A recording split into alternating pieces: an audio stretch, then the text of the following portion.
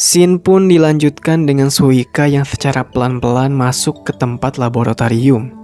Senku pun sadar bahwa orang yang bisa menyusup seperti itu udah pasti orangnya si Suika. Ternyata Senku udah siapin benda untuk kamuflase di tempat lab itu.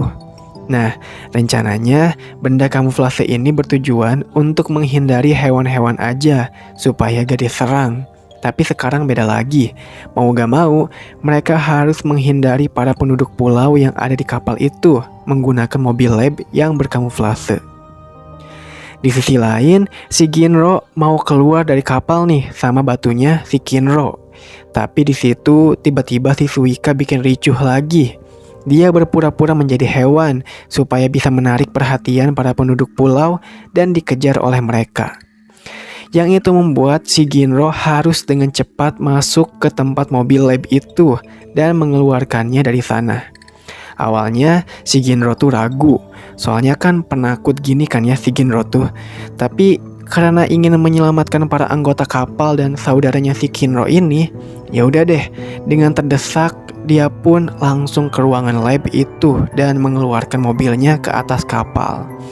Dengan begitu, si Suika dengan cepat masuk ke mobil dan menjalankannya keluar dari kapal. Ginro juga langsung ikut masuk ke mobil. Ternyata ini mobilnya bisa bergerak di atas air dan juga di darat. Jadinya mereka bisa dengan mudah langsung pergi masuk ke dalam pulau. Setelah itu, tim Senku juga langsung masuk ke sana. Mereka kagum banget ke Suika dan Ginro yang udah berhasil bawa keluar lab dengan berani. Abis itu, ternyata mereka udah terkepung sama pasukan pulau. Tapi tentu aja, karena udah malam, mereka agak kesulitan buat cari mobil lab ini. Nah, mereka juga gak tahu sebenarnya tadi itu apa. Tapi karena bisa melewati air dan daratan, mereka jadi mengira itu adalah hewan. Mendengar itu, Senku pun merasa diuntungkan karena para pasukan itu gak tahu bahwa ini adalah mobil yang di dalamnya ada manusia. Nah, tapi lama-kelamaan mungkin aja mereka bakal bisa sadar kalau ini adalah mobil. Jadinya, pas Senku lihat bunga jasmin atau melati, dia pun jadinya punya ide. Idenya adalah membuat bau tai. Bukan bikin tainya ya, tapi bau tainya. Nah, hal itu bertujuan untuk membuat si pasukan pulau yakin bahwa yang mereka lihat tadi adalah hewan, bukan benda lain. Oke deh, pokoknya dengan adanya lab ini dan melati ini, si Senku bikin deh bau tai itu. Nah, pas dicoba, ternyata itu berhasil. Si pasukan merasakan bau tai itu, yang jadinya membuat mereka meyakini bahwa mobil lab tadi itu adalah hewan. Tim Senku pun jadinya berhasil kabur dari mereka. Ketika tim Senku berhasil kabur, para pasukan pun meyakinkan si Ibara bahwa yang tadi itu hanyalah hewan, bukan benda lain. Tapi si Ibara masih ragu buat yakinin itu. Kembali ke Senku, nah di sini mereka bikin jejak palsu supaya pasukan pulau gak bisa nemuin mereka. Sedangkan jejak aslinya mereka langsung hapus.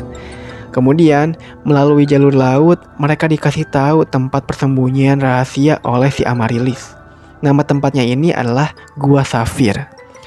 Gua ini hanya diketahui oleh orang-orang desanya si Amaryllis aja.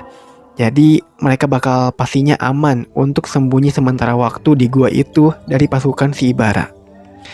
Nah, di sisi lain, si Ibara ragu kalau yang kabur itu adalah hewan. Bisa aja itu adalah orang-orang kapal yang mencoba kabur. Maka dengan itu, si Ibara menyuruh semua pasukannya buat nyari di seluruh tempat pulau itu. Siapa tahu mereka bisa nemuin orang yang kabur itu, katanya. Tapi untungnya, pasukan itu gak pernah bisa nemuin mereka. Karena kan mereka sembunyi di tempat yang rahasia ya. Oke, kembali lagi ke tim Senku. Di sini si Amaryllis abis dari desa dan bawain buah kelapa sama buah-buahan lainnya ke si Senku. Tujuannya untuk bisa ciptain berbagai alat kosmetik. Dengan perlengkapan yang ada di lab dan buah-buahan inilah, Senku bakal bisa membuat si Kohaku jadi cantik. Oke deh, Senku langsung mulai bikin semuanya. Pokoknya di sini si Senku bikin bahan-bahan kosmetik ya. Nah, singkat cerita, Si Senku akhirnya berhasil dapetin sampo, conditioner, foundation, lipstick, dan parfum. Dengan dapet sampo dan conditioner itu, si Kohaku tuh akhirnya berhasil dapetin rambut yang lembut dan halus. Nah, pas alat make up lainnya udah selesai dibikin, si Kohaku tuh langsung nyobain nge-make up sendiri tuh. Yang hasilnya, dia malah jadi Momo dong anjay. Oke deh, dengan itu biarlah si Amaryllis aja yang nge-make up dia.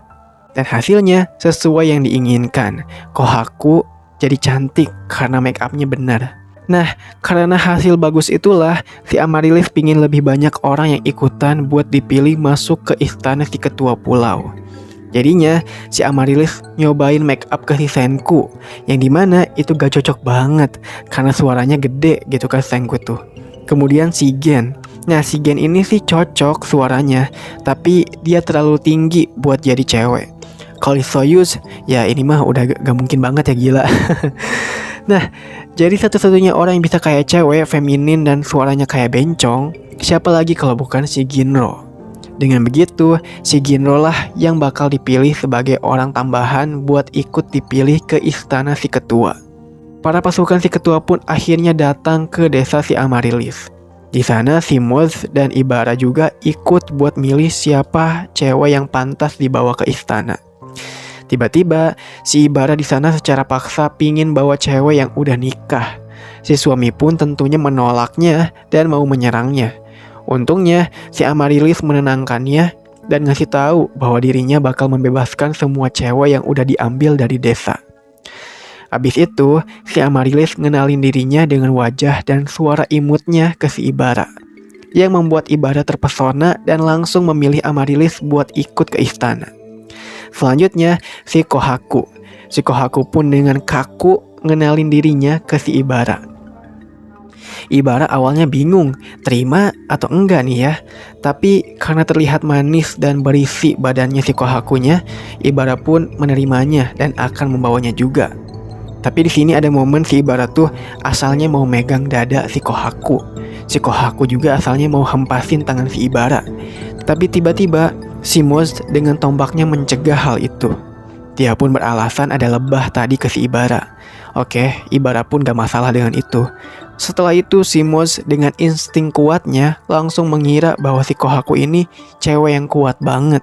Si Moz dengan kecurigaannya langsung menduga bahwa Kohaku bisa saja membuat kekacauan di istana. Dengan itu, Moz pasti bakal hentiin si Kohaku. Kohaku juga siap buat berhadapan sama si Moz. Nah, setelah itu terakhir nih si Ginro.